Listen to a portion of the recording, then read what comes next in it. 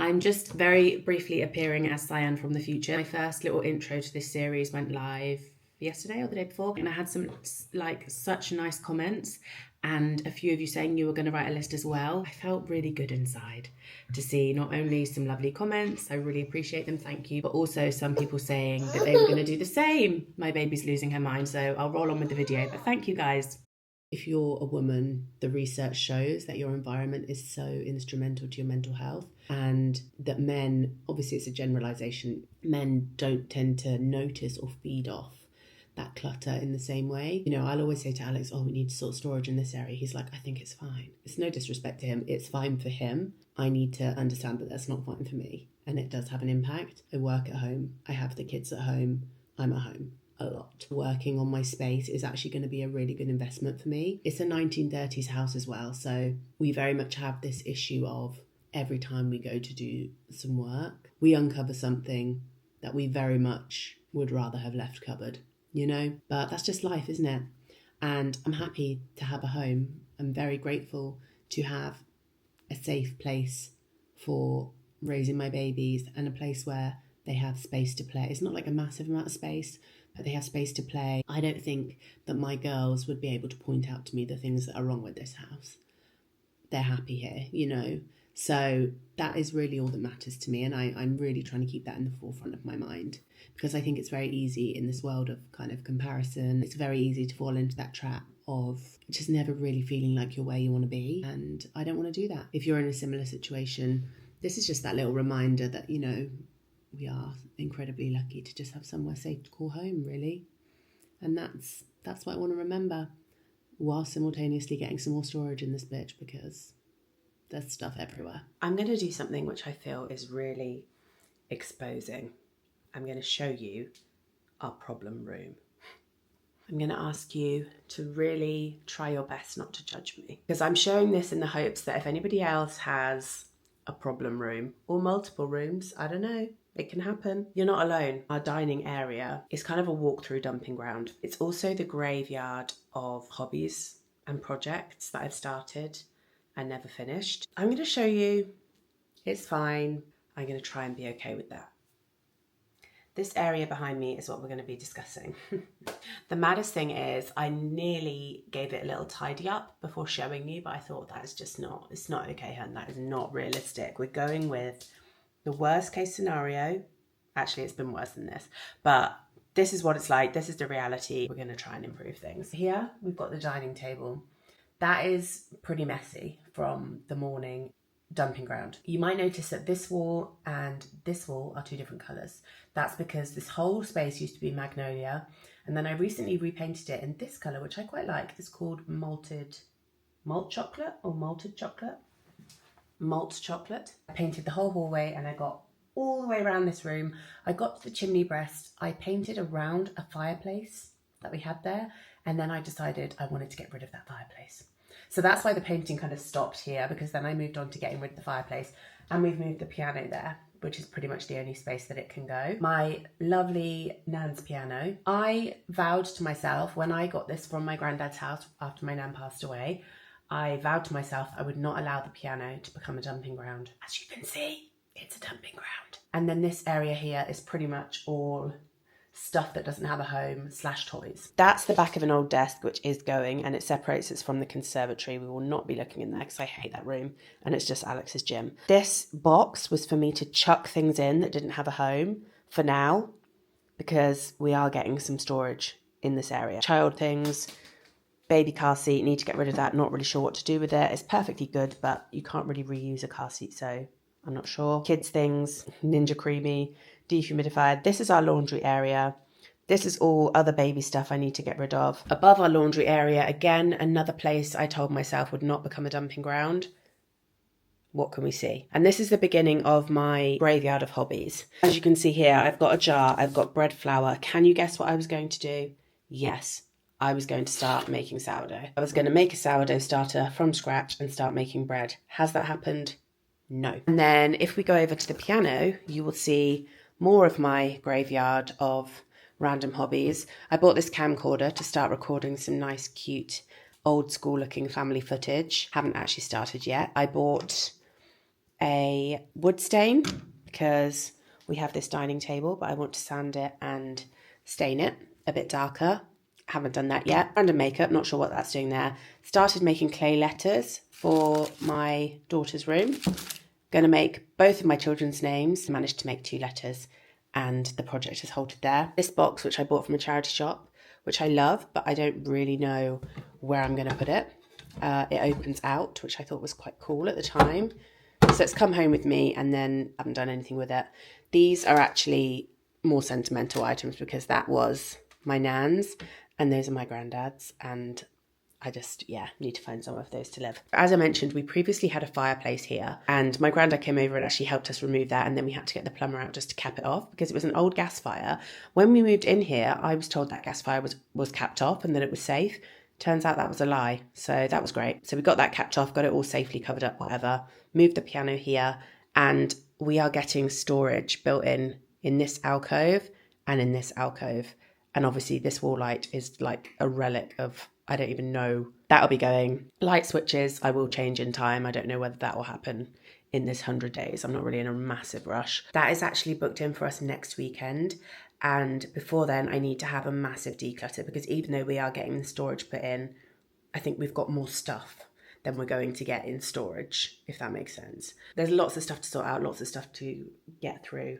So I'm going to be starting a bit of decluttering, and then hopefully when the storage is in, we'll be able to sort this space out. Please, if there's anything I get done by the end of this 100 days, if this space is the only thing that really gets done, I'm going to be a very happy woman. We spend a lot of time in this area now that we never really used to before we had kids, but now it's come into its own, and I guess because we do so much at the dining table and stuff, and just having all this stuff and just a lack of like a logical place to put it just makes me feel like a failure as a person, makes me feel like I'm not like a real adult, almost like I can't just sort my shit out. Even if this is the only space we get sorted, I will be a very happy woman. I'm gonna make a start on a little declutter / tidy up. Realistically, this is probably going to be me chipping away at this over the next week or so to clear this whole space. One tip for my fellow ADHDers or just people who struggle with executive function in terms of organising or decluttering, one tip that I really do think is handy is to just have a bag for everything. A rubbish bag, a charity bag.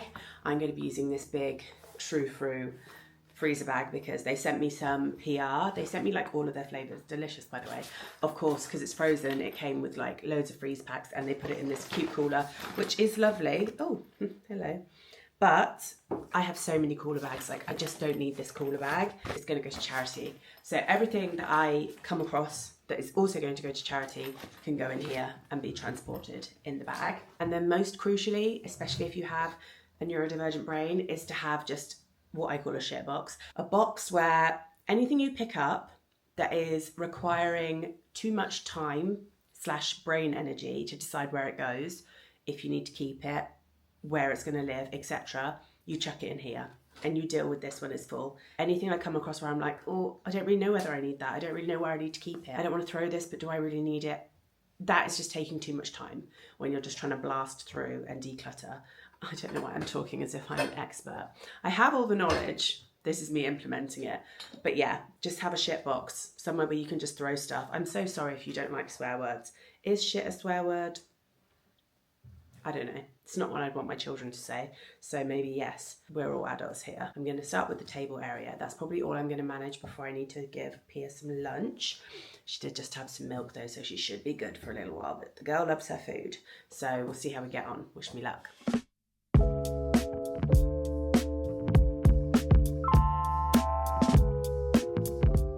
Breaking down some societal norms with that choice of outfit. The rest is entertainment on in the background. I love this podcast. My friend Victoria introduced me to it.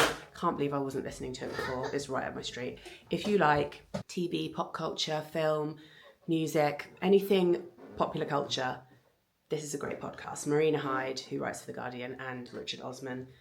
They're both so knowledgeable. They both have great connections. And it's just a funny, lighthearted, nice bit of podcasting. It's quite a big podcast as well, so it doesn't need me to sell it to you. But in case you hadn't heard of it, because I hadn't jumped on the bandwagon until my friend mentioned it, it's a good one. Just a question for any parents out there. I always see those TikToks are you this type of parent? And they'll be hoovering up a piece of Lego. I am that type of parent. If something is irritating and in my way, sometimes I'll just get rid of it. I do it with my own stuff as well. We're all about equality in this household. But balloons. She went to a party at the weekend. She's very much enjoying playing with these balloons. But while I'm trying to tidy the space, the urge to pop them and put them in the bin is very strong. What would you do? I want to know. Because I'm really thinking these balloons are not going to last the day. She probably won't notice. Like, she'll come home from nursery and just play with whatever is visible to her. But then there's that chance that she will, and I'll feel terrible. Will I feel that terrible? Let me know your thoughts. Is it perfect? No. Would I ideally have our nappy caddy as a centrepiece? No. But that's the phase of life that we are in, and it's practical for the household for them to live there, isn't it, P-pop? So that's what's happening. Another tip that I would give any of my struggling with organisation friends when it comes to decluttering is, you know, the little piles you put in places, like, for example, I've got a pile of things on the stairs that I've cleared from here that need to go upstairs. Before I move on to another area, deal with those little piles. Because at the moment I'm like, oh, I've got energy. I could do another part of the room. But then if I run out of energy and I'm completely burnt out, I stop for lunch, I never come back to it. Then I just have other little piles living in other places. So I've just moved the problem. I haven't solved the problem. Deal with your little piles before your big piles. Not medical advice. Sounds like it could be in the world of motherhood, but it's not. I got myself a meal deal today because I knew that I was going to be doing stuff. And so I prepped her some pasta yesterday. She had half of it yesterday. You can have the other half today. You enjoyed that yesterday, which means today you're probably going to throw it on the floor. Yo sushi, rainbow salmon poke bowl. I had a really bad food poisoning, or what I think was food poisoning, from sticks and sushi on Mother's Day. It really scarred me, and I'm only just getting back to a point where I can eat something with like raw salmon and feel okay about life, even though I'm pretty sure, well, I don't know why I say I'm sure, I've attached the food poisoning to the bubble tempura prawns that I ate. They were delicious, but I blame them. I don't know why. But yeah, sushi in general, which was previously one of my favourite foods, I'm now feeling very icky about. Anyway, this is the baby's, which I better hurry up and show you because she's hungry. She's just got some raspberries, and then her pasta looks horrific, but actually tastes really good. It was kind of a leftovers thing, but we had some red cabbage left. Raised the red cabbage with some grated carrot, and then added in half a tin of chopped tomatoes, a little bit of single cream, mixed that up, bit of sweet corn, and then tuna and pasta. It's like a little tuna pasta bake, basically. And it actually was really tasty, and I ate quite a bit of it yesterday. These yogurts feel so indulgent, the little mousse ones. This is a whipped Greek-style lemon meringue pie. I actually really like the salted caramel ones. These comes with little bits of like broken up biscuit. These ones are okay too. I mean, these are just full of sugar, aren't they? But sometimes I just really think I need the sugar. Got a little sesame and soy dressing. Do you want more? More? Yeah. It's a new dawn and a new day in the world of decluttering. Oh, sorry, my label is driving me insane. I'm gonna have to cut that out. So I have made progress on the declutter. Yesterday I went to the tip. I got rid of some old dining chairs, and I got rid of some other bits that I just didn't need. The person who was supposed to be coming to do our alcove units was supposed to be coming at the weekend, and they couldn't make it over. He basically messaged and said, look, I've got some bits I need to finish, like other jobs I need to finish. I'm really sorry. And because he's a family friend and he's doing it for us at a considerably cheaper price, I have no choice but to say that's fine. It is actually fine. Like, as much as I'm keen to get them done, I'm not in a rush. As long as he finishes it before the end of this 100 days, because otherwise he's going to mess up my challenge. I'm presuming that he's going to make it here before New Year. So the alcoves are still unitless, which means there is still stuff in this dining room, but like in my mind, it's stuff that is going to go in those units. So that's fine. I'm going to draw a line sort of under it. I'm in a bit of a bad way today because everything online is flooded with this whole Trump saying paracetamol causes autism thing, and it's just put me on a wrong footing, if you like. I'm not going to go off into too much of a tangent about that. If you follow me on Instagram, I'm sure you will have seen my thoughts.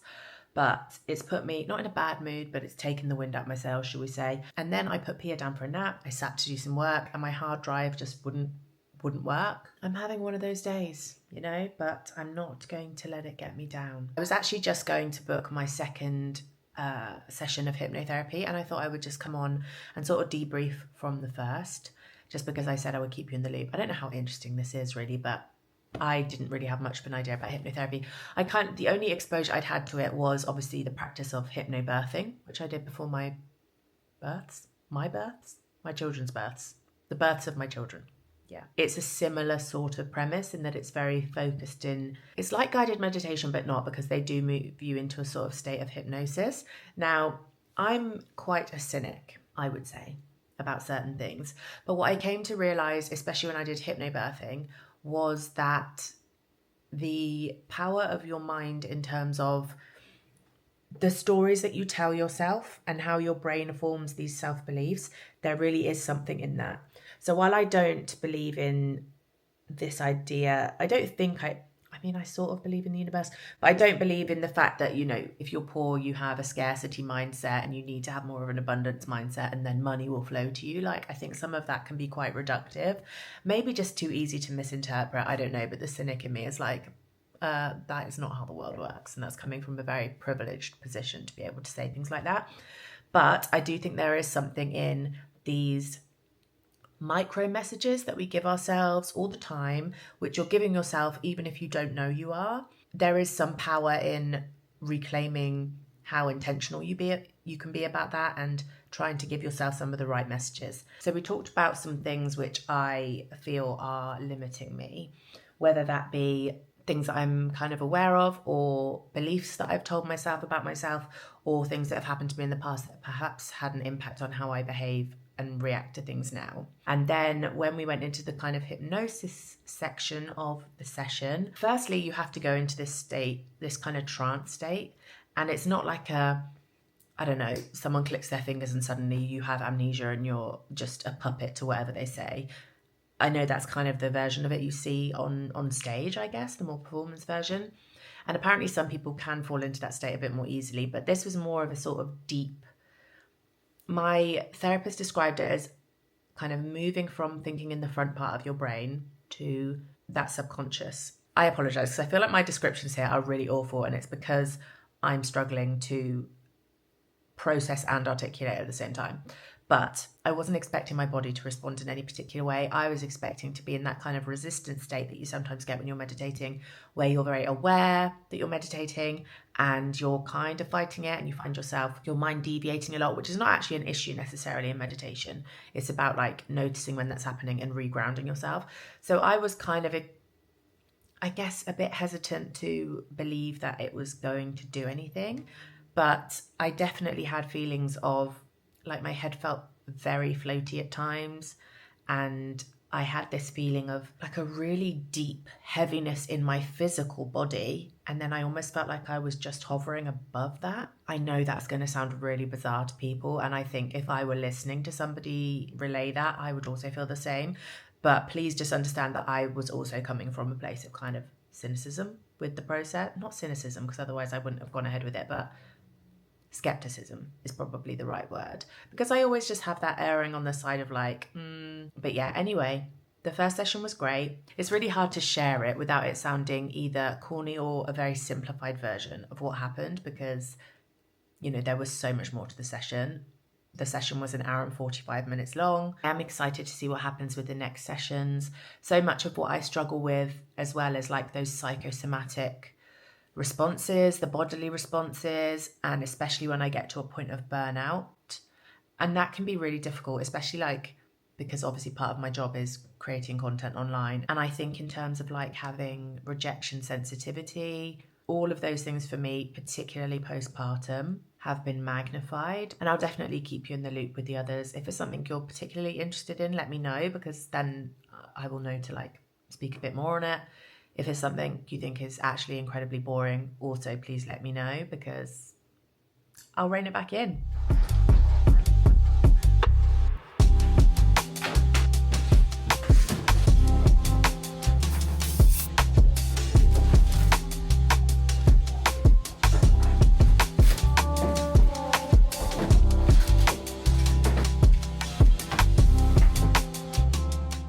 This is an entire photo album of my first baby. Have I done this for my second child? No, I have not. Can you be careful? Very good book if you have little ones. That's also a very good book if you have little ones. Yeah, we're starting to get somewhere, Pia. We are starting to get somewhere, my love. I made a mac and cheese yesterday. There is an unholy amount in this bowl because I was just heating it up. And then did either of them really want to eat it at lunchtime? No, they did not. Very unacceptable behaviour. I just feel like it's always the meals where you have made the most effort where they're going to throw it in your face. Isn't it, Peepop? Yeah. Yeah. Mac and cheese was a hit today, so that's great. Wasn't it? You ate it. Hooray! And now you're drinking like you've never had water before. Let's take that plate away. There you go. While Pia was asleep, I managed to do 30 minutes of writing. I am going to go to Home Bargains in a second. Not Home Bargains. What's the other one? B&M. I'm going to go to B&M. Alex's brother is coming to stay this weekend. Ooh, I wrote 586 words. That feels like progress. I saw a TikTok yesterday. Well, actually, it was a TikTok someone had posted onto Instagram, but that's not really important, so I don't know why I told you that. But I saw this TikTok and I actually thought it was quite pertinent to this whole process. It basically was this guy saying that he has a mantra: it's okay to suck, but it's not okay to skip. And I thought that was actually like a really helpful mindset to adopt. Even though I know that in my mind, like the small steps obviously are the thing that make up the big outcomes. But I just thought that was quite a good like little snippet. It's okay to suck, but it's not okay to skip. So if you don't feel like exercising, do a crap workout where you struggle or where it's shorter, whatever, but get it done so you can still say, I did it. And I feel like that's the approach I really need to take with the writing, because sometimes I'm like, oh, my brain literally feels like a vegetable today. I know I'm not going to get anything good, or I'm not feeling particularly creative. Actually, I just need to be like, just try something. And even if it is crap, like a crap something is better than nothing. It's going to get you closer to the final outcome than nothing. Does that make sense? I'm probably not doing it justice, but I enjoyed it. It's okay to no, it's not okay to skip. It's okay to... Freudian slip? I think it is a Freudian slip. It's okay to suck, but it's not okay to skip. Don't get the two mixed up.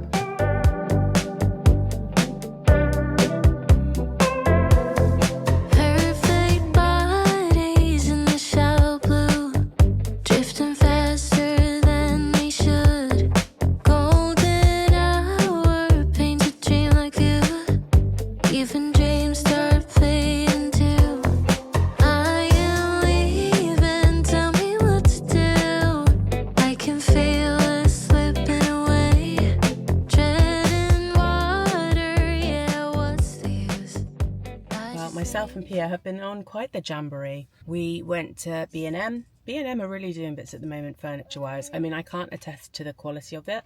Although saying that, I did get a little children's bookcase for Rue's room from there. And it's lovely, really easy to put together, very sweet. And it was basically an exact copy of a Dunelm one that I was going to buy, but it was about a third of the price. So that's always nice. It's very busy where I've parked, so I'm feeling a little bit self-conscious. I have to say I'm pretty much living the dream right now, because I've just cracked open an ice cold Coke Zero. Alex and his brother have gone to collect Rue from nursery. They've taken the baby. I'm alone, guys, I'm alone.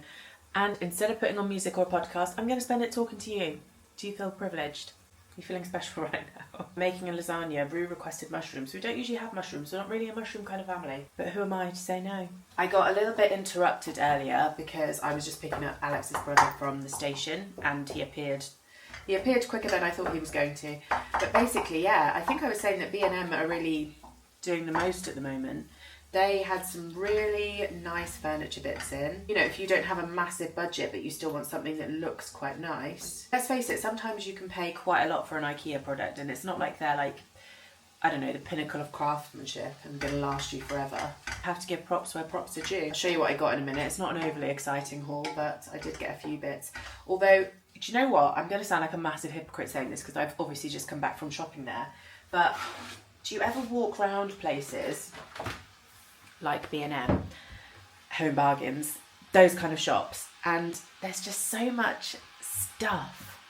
My mind is kind of like, how is there this much stuff in the world? Like, I'm looking at like 400 different types of water bottle, so much Halloween stuff, so much Christmas stuff.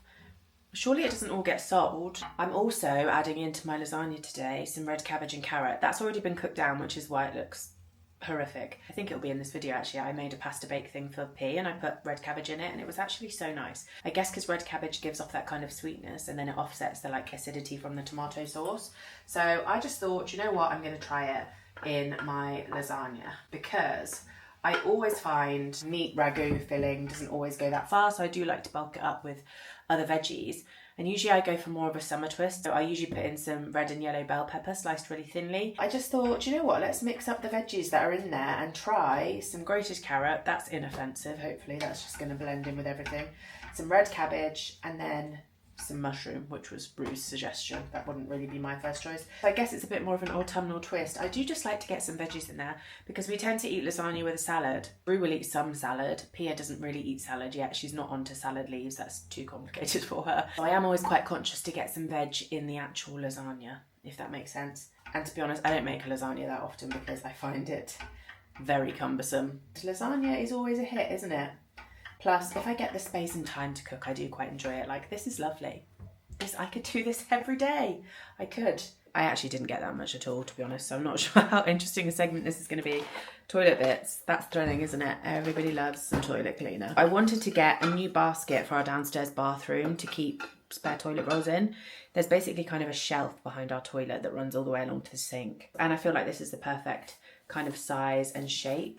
And it's cute, it's scalloped. It doesn't really go with the bathroom, but it goes with the bathroom I wish I had. So one day when we get our bathrooms done, this basket will look lovely in my new bathroom. Just have loads of little bits now, like toddler toilet wipes, all of that stuff. So yeah, I got that basket. It was £8. And then I got these fruit plates. How cute are those? They're kind of like that speckled, very rustic ceramic kind of style and hand painted looking, although I'm sure they're not because they are from B&M, so the likelihood they're hand painted is very slim. When I do sort out in here, I think these would be really lovely on the wall. That's the vision that I had in mind, although now that I'm describing it to you, I realise that I've done that classic thing of I've kind of got ahead of myself buying them, you know, and I told myself I would stop doing that, but it's probably going to be a lifelong feature, buying things that I don't actually yet have a space for.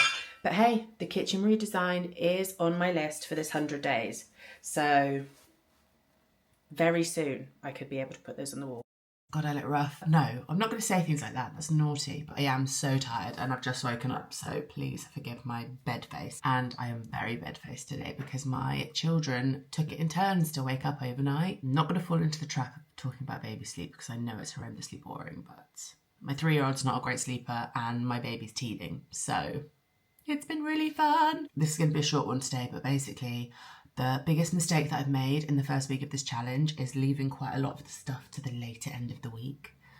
I mean, that is just classic me. Set myself a deadline, and even in my little deadline, I can't actually Anyway, I have not done my weightlifting session or my run, and it's now Saturday. So I think going forward, I'm going to post these on a Tuesday, but I'm always going to do my week, or I'm going to do my week Monday to Sunday.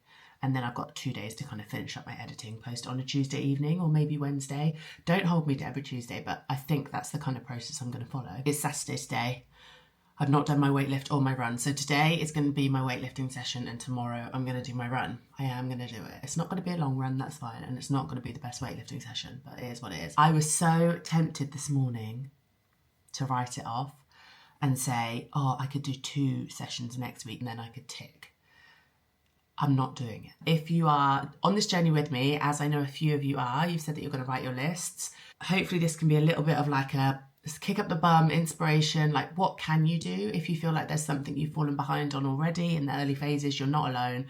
I've not been hot on it either, even though it's only the first week. So what can you do? So this morning, Alex and his brother have taken both the girls out. Rue has a little class on a Saturday morning, so they've gone for a coffee with the baby while she's there.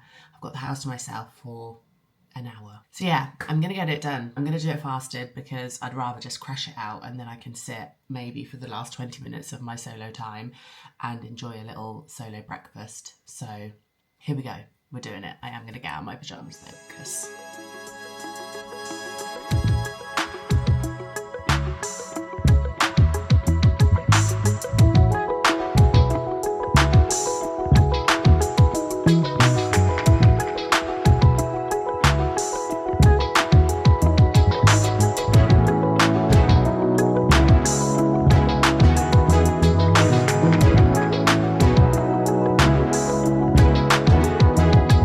Officially 1 week into my little challenge, so I thought I'd debrief and just check my list. The question I'm going to be asking myself every week is, have I made progress towards these goals?